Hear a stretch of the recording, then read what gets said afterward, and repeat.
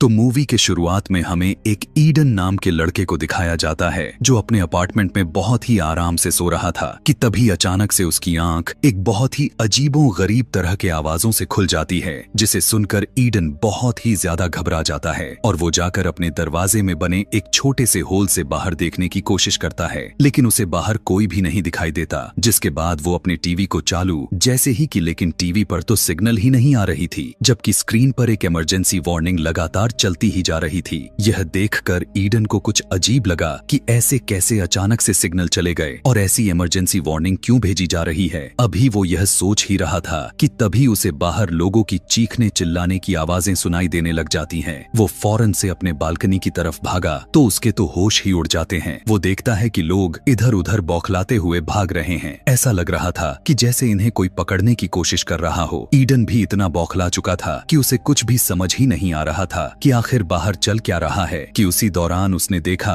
कि एक हेलीकॉप्टर उसके पास के ही बिल्डिंग से टकराकर क्रैश हो जाती है। उसके आंखों के सामने ऐसा होता हुआ देखकर उसकी तो हवा टाइट हो जाती है कि तभी उसकी नजर नीचे एक बच्ची पर गई जो भीड़ में शायद खो चुकी थी। ईडन उसे देखकर लोगों को उस बच्ची की हेल्प करने के लिए चिल्लाने लग गया, लेकिन अगले ही पल वो छोटी बच्ची अपने आसपास के लोगों पर अटैक करना शुरू कर देती है और लोगों को बहुत ही अजीब तरीके से काटने लग जाती है। यह देखने के बाद ईडन का आंख अब पूरी तरह से खुल जाता है। उसे यकीन हो चुका था कि यहाँ इस शहर के सभी लोग ज़ॉम्बी बनते जा रहे हैं। डर के मारे ईडन जल्दी से बालकनी से निकलकर अपने अपार्टमेंट में चला गया कि तभी उसने देखा कि उसी टाइम पर एक आदमी उसी के घर में घुस गया है, जो वो भी अपनी जान बचाने के फिराक में था। उसे देखकर ईडन बहुत ज्यादा डर जाता है क्योंकि ईडन को लग रहा था कि यह भी ज़ॉम्बी ही है। दरअसल ये ईडन का नेबर था और वह ईडन से कहने लगा कि डरो मत, मैं ज़ॉम्बी नहीं हूँ। इमोशंस में वो कहने लगा कि मेरे सभी दोस्त ज़ॉम्बी बन चुके हैं और उन्होंने मुझ पर अटैक कर दिया था, लेकिन मैं उनसे खुद को बचाते हुए